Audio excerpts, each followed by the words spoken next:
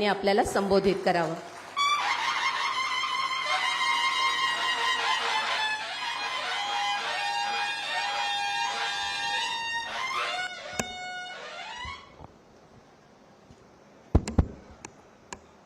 मेरे साथ बोलिए, भारत माता की। मंच पर उपस्थित महाराष्ट्र प्रदेश भारतीय जनता पार्टी के अध्यक्ष महोदय, महाराष्ट्र के यशस्वी और लोकप्रिय मुख्यमंत्री श्रीमान देवेंद्र फडणवीस जी,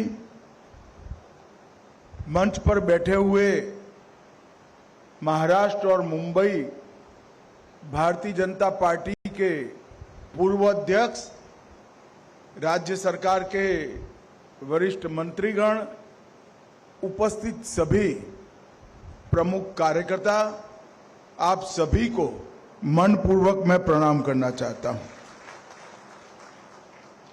जब मैं यहां आया हूं और ऐसे शुभ मौके पर आया हूं, तब छत्रपति शिवाजी महाराज और पुण्य श्लोक अहिल्याबाई की स्मृति को भी प्रणाम कर कर मेरी बात की शुरुआत करना चाहता हूं। मित्रों, आज हम सभी भारतीय जनता पार्टी के कार्यकर्ताओं के लिए और विशेषकर महाराष्ट्र भारतीय जनता पार्टी के कार्यकर्ताओं के लिए बड़ा शुभ दिन है, क्योंकि आज महाराष्ट्र प्रदेश भाजपा अपने नए कार्यालय का भूमि पूजन कर कर इतिहास में एक नई शुरुआत करने जा रहा है। जब से हमारी पार्टी की स्थापना हुई, तब से 1950 से लेकर 2025 तक भारतीय जनता पार्टी के हर छोटे मोटे कार्यकर्ता से लेकर बड़े से बड़े नेता तक हम सबको मालूम है कि कार्यालय हम सबके लिए मंदिर होता है, और कार्यालय में ही हमारे काम का आलय होता है। कार्यालय में ही हमारे पार्टी के सिद्धांत संरक्षित और संवर्धित होते हैं। कार्यालय में ही एक शुभेच्छक को कार्यकर्ता बनने की कॉलेज चलती है।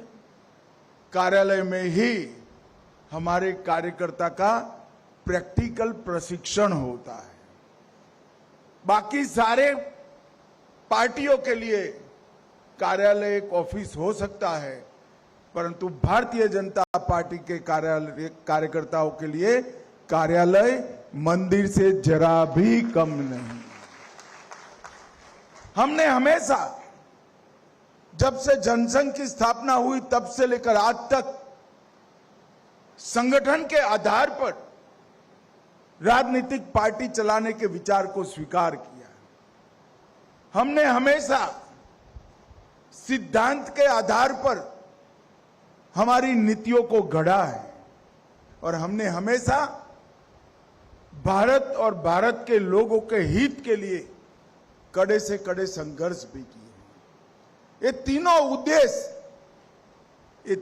उद्देश्य परिपूर्ति जहां पर होती है, उसका नाम है भारतीय जनता पार्टी का कार्यालय।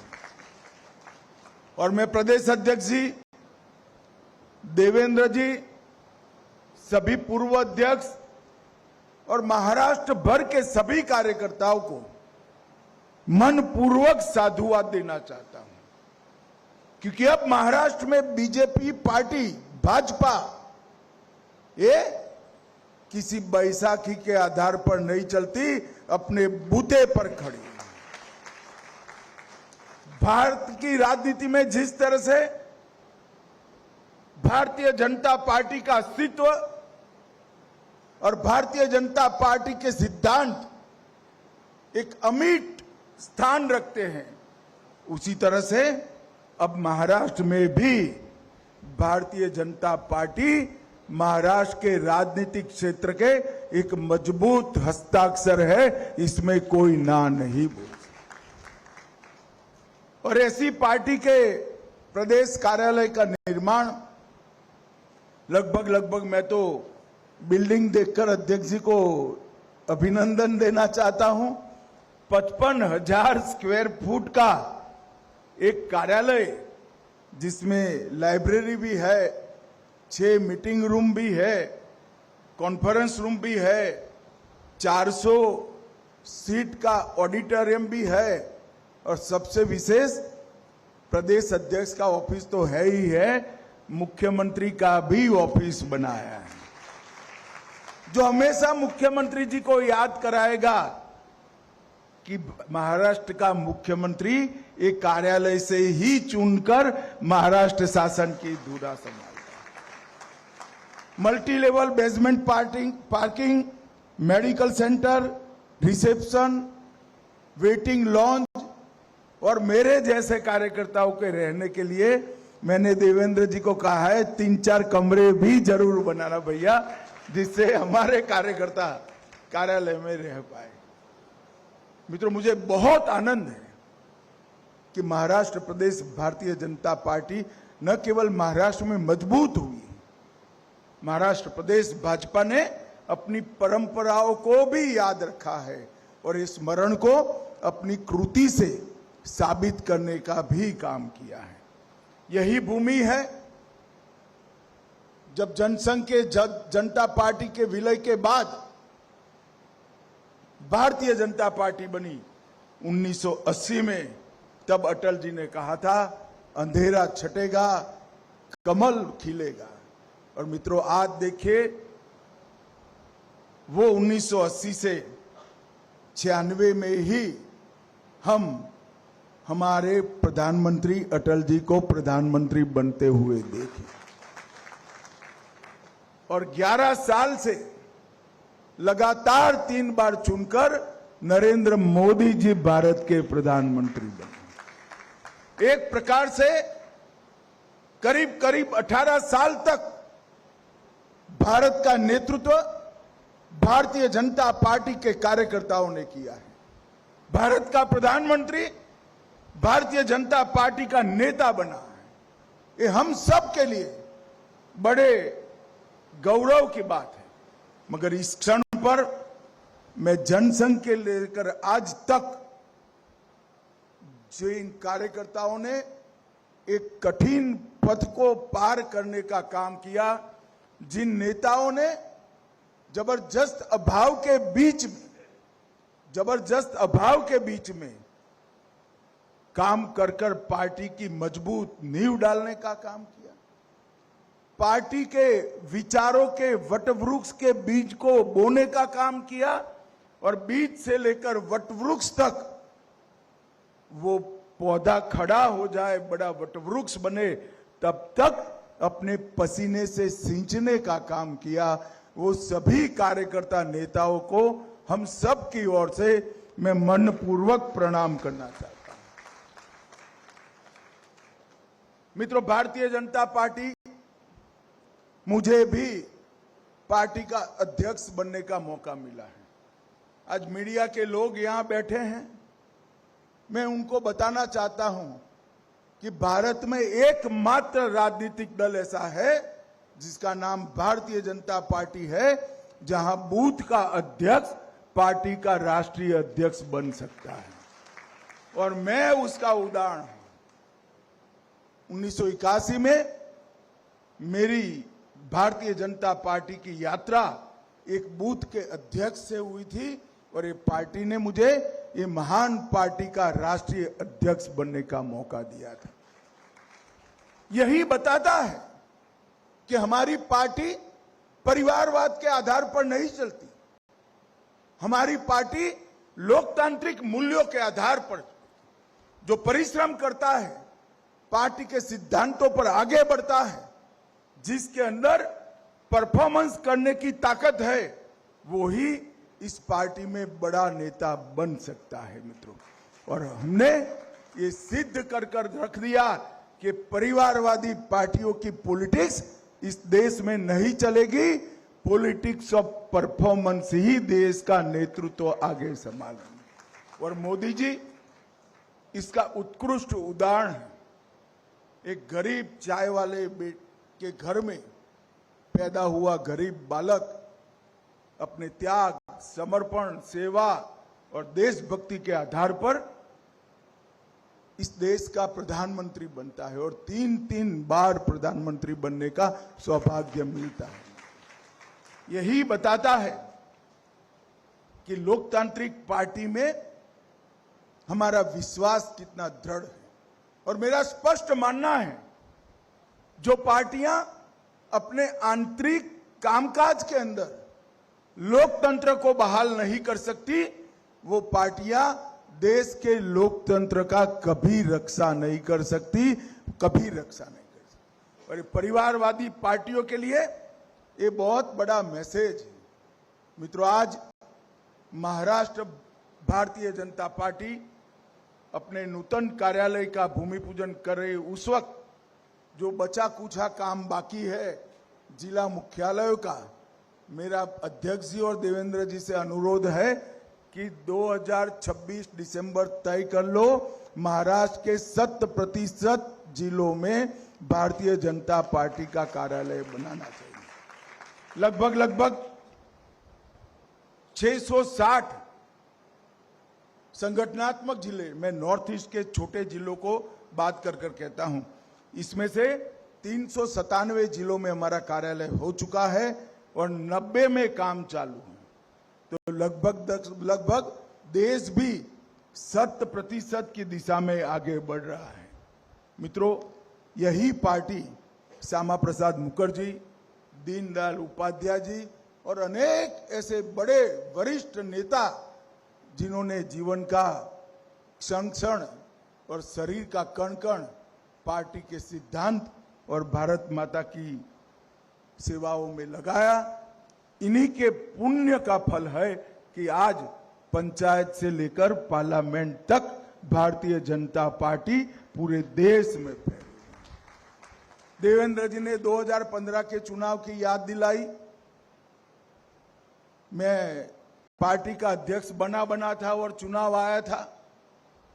हमने सम्मानपूर्वक समझौते की बात करी, मगर हुआ नहीं, समझौता टूटा। हम बहुत लंबे समय के बाद स्वतंत्र रूप से लड़े और महाराष्ट्र को पहला भारतीय जनता पार्टी का मुख्यमंत्री मिला। और फिर लगातार 3 बार हम देवेंद्र जी के नेतृत्व में एनडीए महाराष्ट्र के अंदर विजयी हुआ है और देवेंद्र जी आज फिर से एक बार मुख्यमंत्री बनकर हमारे सामने। मित्रों, महाराष्ट्र में भी डबल इंजन सरकार हो गई है। आप सभी को उससे संतोष होगा, मगर मुझे इससे संतोष नहीं है। डबल इंजन सरकार नहीं चाहिए, ट्रिपल इंजन सरकार चाहिए। तहसील पंचायत, जिला पंचायत, म्युनिसिपैलिटी और म्युनिसिपल कॉरपोरेशन मैं भारतीय जनता पार्टी के कार्यकर्ताओं का आह्वान करना चाहता हूं कि इतने दमखम के साथ लड़िए कि विरोधियों का सुपड़ा साफ हो, दूरबीन लेकर कहीं पर वो दिखाई न पड़े। इतने प्रचंड आवेग और परिश्रम के साथ इस चुनाव को हमने लड़ना भी है और जीतना भी। देश की जनता भारतीय जनता पार्टी के स्वागत के लिए तैयार है। यही बताता है, यही महाराष्ट्र में हम 2014 में 4थे नंबर की पार्टी हुआ करते थे और आज महाराष्ट्र में हम पहले नंबर की पार्टी बनकर हो गए।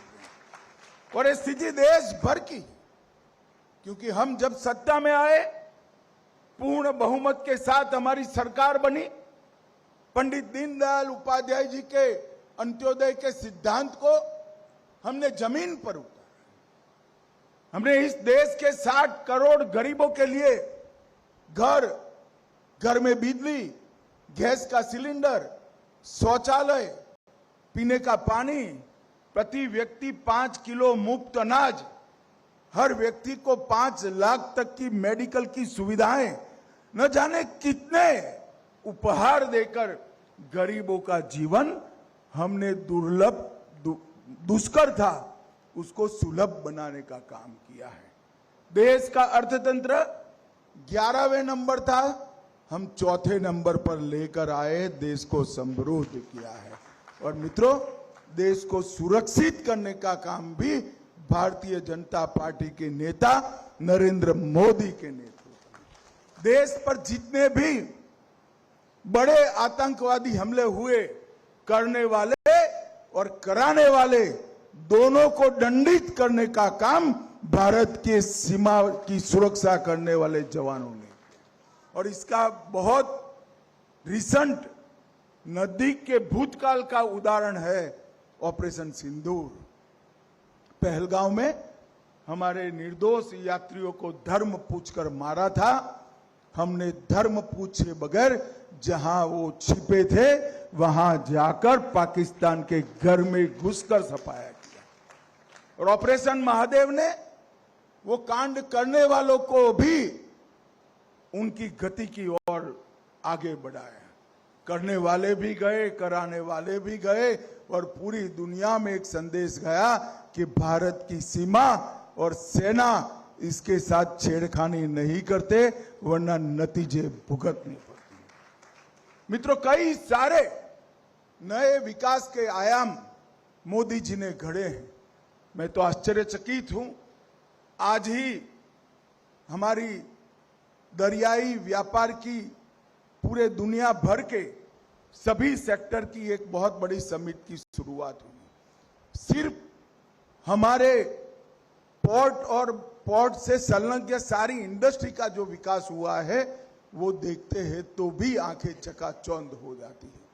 परंतु इसके साथ साथ हम विचारधारा के आधार पर चलने वाले पार्टी, सांस्कृतिक राष्ट्रवाद के आधार पर हम देश को आगे बढ़ाने का प्रण लेकर चले हुए लोग।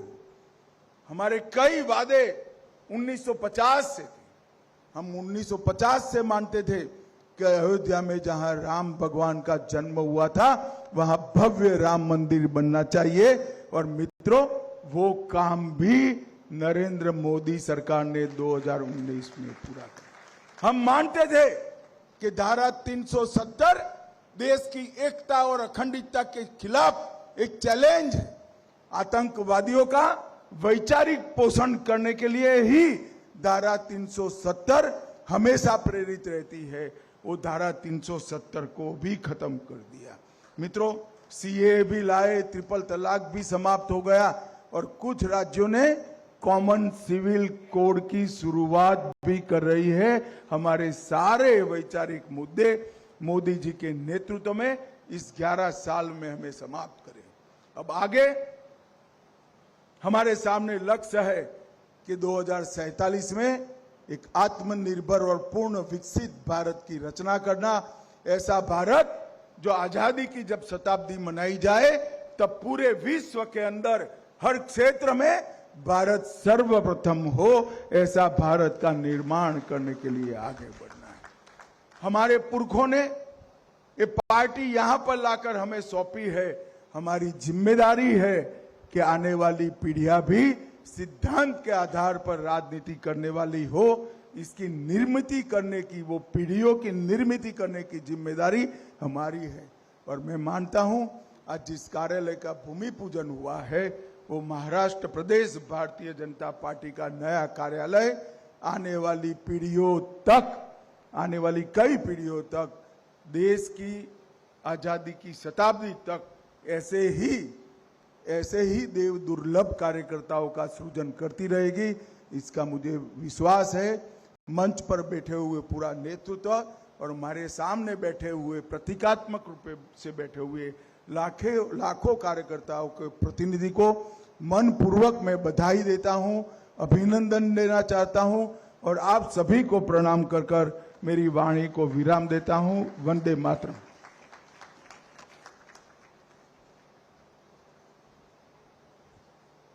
अमित भाईंचे खूप खूप आभार।